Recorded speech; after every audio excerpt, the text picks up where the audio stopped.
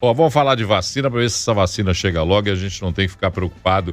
Quer dizer, preocupado nós vamos ficar daqui para o resto da vida, né? Quem viveu, quem passou por 2020 fica com a marca da preocupação do contágio, da necessidade de uma visão diferente para a higiene, da relação com as pessoas. Vai mudar tudo, mas a vacina contra o novo coronavírus da Universidade de Oxford, em parceria com a AstraZeneca, mostrou uma eficácia de até 90%. Os estudos e análises mostraram que o imunizante varia entre 60% e 90% com capacidade para agir contra o vírus vetor da Covid-19.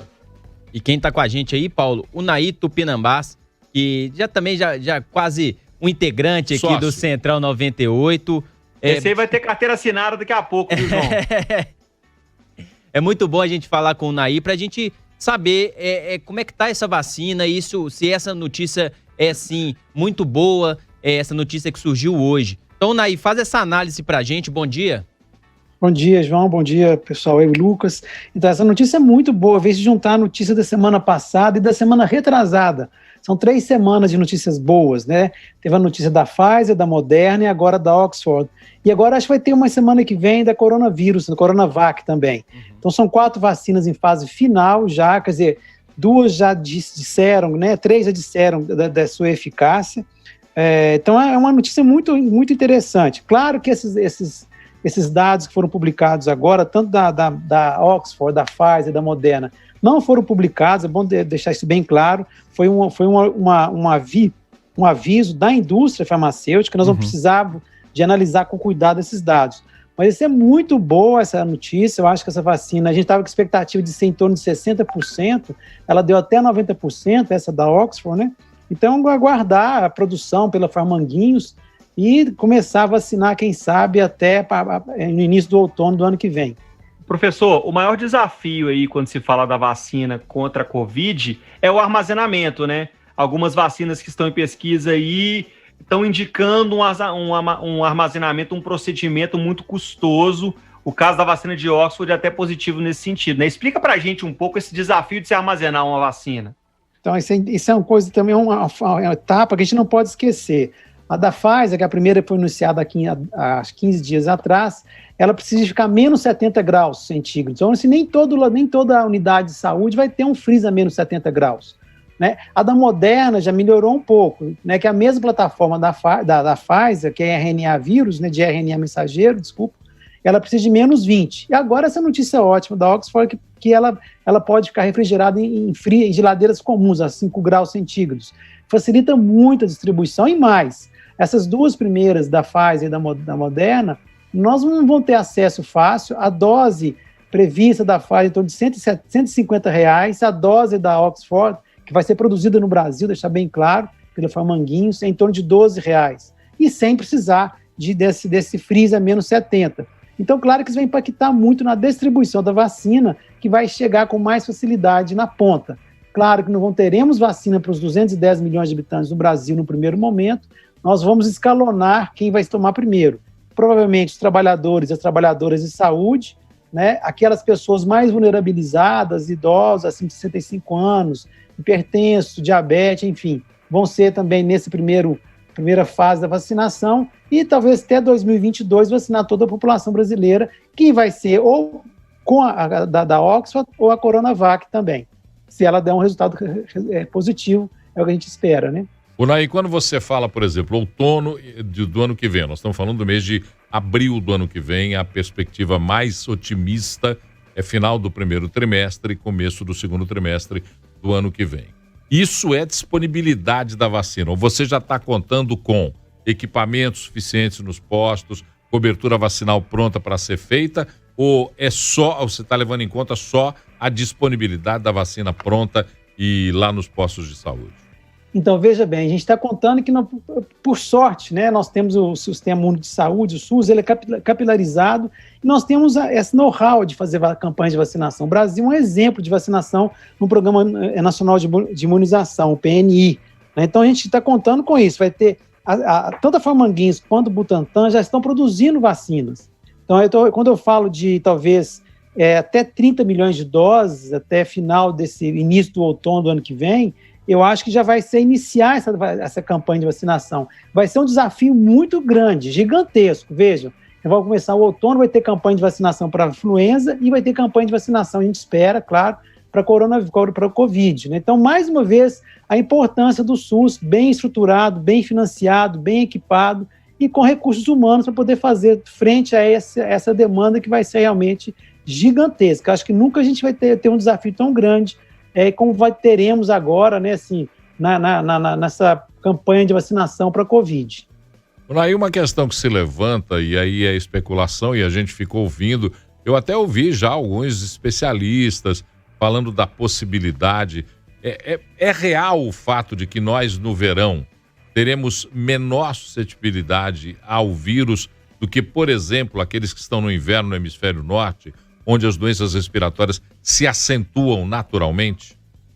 Olha, a gente estava com essa esperança, mas parece que essa sazonalidade ela não vai fazer diferença nesse primeiro momento da pandemia.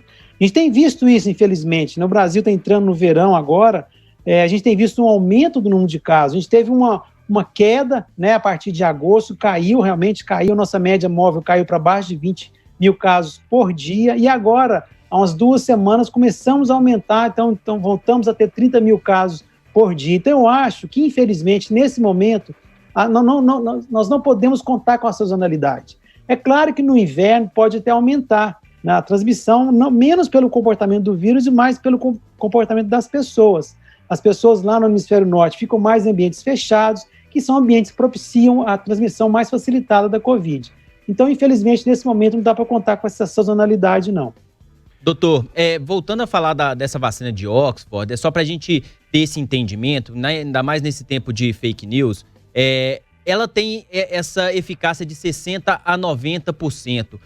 Era esperado, né, pelos pesquisadores, uma vacina acima de 50%. E existem outras vacinas que têm esse valor de eficácia, né? Se eu não me engano, da H1N1 não tem uma eficácia de 70%. Isso é normal, né, doutor? E isso qual que é o benefício para a população? Legal essa sua pergunta. Tem época, assim, a vacina da influenza, da gripe comum, vou falar assim, a gente trabalha com ela, tem anos que a eficácia fica abaixo de 50%. Né? E tem anos que ela fica em torno de 70%. Então, o máximo que ela atinge é 70%, e mesmo assim a gente percebe que as campanhas de vacinação para a influenza, elas reduzem a taxa de mortalidade, principalmente nas pessoas mais vulneráveis, nos idosos, no caso. Então, a gente estava trabalhando com a eficácia de 50% para a Covid, da vacina da Covid. Agora, o mínimo, vamos dizer assim, a bandeirada que nós estamos chegando é em torno de 70%, né, de eficácia, que é muito bom, né? Ela vai dar um alento para nós, vai dar um tempo para a gente poder reestruturar o SUS. Quem sabe, com a vacina, aí sim, nós atingimos daqui a 1 ano, 2 anos, a imunidade de grupo ou a imunidade de rebanho, né, como alguns dizem.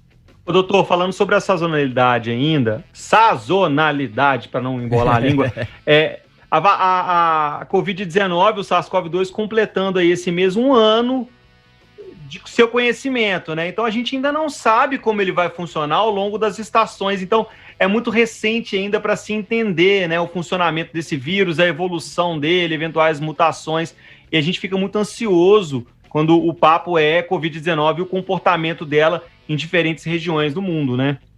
Sim.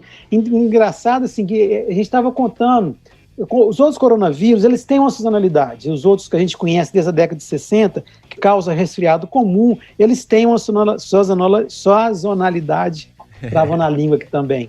E aí depois, no início da origem desses vírus, provavelmente eles não tinham essa sazonalidade. E agora a gente está vendo isso com o Covid, a gente acha que ele vai ter uma sazonalidade daqui a uns 4 anos. Interessante também, você falou aí de mutação, e o que nós estamos vendo, que a mutação, se ela ocorrer, vai ser no sentido de tornar o vírus menos letal, né? Isso parece que é uma expectativa, não agora, infelizmente não agora, mas assim, a seleção natural do próprio vírus é aquele vírus que mata menos, é claro, ele vai sobreviver, vai ficar mais prevalente na população. O que nós temos visto é uma mutação aí que parece que ela transmite mais fácil, né, a doença, mas a taxa de letalidade é a mesma na população. Bom, nós estamos entrando na reta final. Unai, uma questão que a gente fica muito preocupado é com relação à vulnerabilidade que estamos apresentando de um tempo para cá a essas doenças, né? A gente começa lá atrás, começa a ver, é claro, as pestes do passado dizimaram populações, mas nós fomos evoluindo no sentido de nos informar, de nos proteger, e parece que agora nós voltamos a ter uma vulnerabilidade maior. Nós estamos com o risco, por exemplo, de sermos vulneráveis a uma nova carga viral de um outro tipo, ou nós vamos aprender a nos proteger melhor a partir de agora? Olha, espero que a gente consiga se proteger melhor. E proteger melhor é o quê? Tratar diferente a nossa estadia aqui na Terra, né? Esse capitalismo selvagem, destruição da natureza, incêndio no Pantanal, incêndio no Amazonas, isso tudo vai impactar nessa mistura de vírus. Para vocês terem uma ideia, nós temos mais de 40 mil coronavírus circulando nos morcegos, né? E essas misturas de coronavírus de morcego com coronavírus com outros animais intermediários pode gerar um outro Covid. Nós estamos falando de Covid-19, vai ter um Covid-22, 40, sei lá, né? Mas nós temos o risco, nós estamos sempre sob ameaça de ter essas por destruição da natureza, claro, essas ameaças de novos vírus que a gente chama de quebrar barreira genética. Sempre quando você quebra barreira genética é sinal de problema. Foi assim com o HIV, por exemplo. Quando o HIV sai do macaco e entra no ser humano, nós estamos com o HIV até hoje, com esse problemão, né? O sarampo foi assim, né? E a Covid é o exemplo mais real e preocupante. Em 20 anos foram 3 coronavírus. Foi 2003, o SARS, a MERS 2012 e agora a Covid 2019. A gente acha que deve ter outros, né? Outros daqui a sei lá quantos anos, pode ser o ano que vem, daqui a 30, 40 anos, daqui a 20 anos, mas se a gente continuar nessa toada de destruição da natureza, nesse consumo desenfreado, eu acho que a gente vai ter surpresas agradáveis daqui para frente, muitas, infelizmente. João tem uma última pergunta para fazer, para a gente agradecer o doutor Unai, mas o João tem uma pergunta antes aí. Não, Paulo, eu queria saber do doutor, na verdade, uma opinião dele, porque nós temos aqui em Minas Gerais, saiu uma lista de 28 cientistas da UFMG que estão entre os mais influentes do mundo. Eu queria uma opinião sua, doutor. Será que a partir de agora nós vamos valorizar mais os cientistas, e principalmente aqui em Minas, porque a gente tem pessoas muito boas, você é um deles, e será que a gente vai valorizar mais a partir de agora que nós passamos por essa pandemia? Pois é, tudo tem dois lados, né? O lado, eu não vou falar lado bom não, que não tem lado bom, mas tem outro lado da pandemia, é isso. A população, ela enxergou a importância que é o SUS, por exemplo, né? Tem um sistema de saúde público tão robusto quanto o nosso, a despeito dos seus ataques, e também ela está enxergando a importância que são as instituições de ensino superior. Aqui em Belo Horizonte nós temos a UFMG, né, e temos a Fiocruz também. Né, nós, professores, técnicos, estudantes, desde o começo da pandemia nós voltamos totalmente nossas pesquisas para combater a Covid. E aí, né, você vê que nós temos 28 cientistas aqui no UFMG, que são, né, um renome internacional. Eu acho que a população vai dar mais valor, né? Acho que é importante isso. Não só dar mais valor, mas lutar, né? Eu acho que agora é um momento bom de lutar pelo nosso SUS, pelas universidades, pelo ensino público, e a gente pode dar um troco agora, né? Nas eleições de segundo turno, aqueles lugares que tem segundo turno, votar nos candidatos e partidos que sempre apoiaram o SUS, sempre apoiaram a educação pública, e é fácil saber quem está do nosso lado, quem está do lado do SUS e da educação pública. Bom, tá aí, conversamos com o professor Unai Tupinambás, doutor Unai Tupinambás, professor de infectologia da Universidade Federal de Minas Gerais, mais uma vez falando para a gente sobre como é que vai ser aí o desenvolvimento das vacinas, os cuidados que nós vamos ter com o Covid. Unai, muito obrigado por ter atendido o nosso convite. Uma ótima segunda-feira para você. Eu agradeço. Boa tarde para todos. Bom dia, né? Bom dia para todos nós.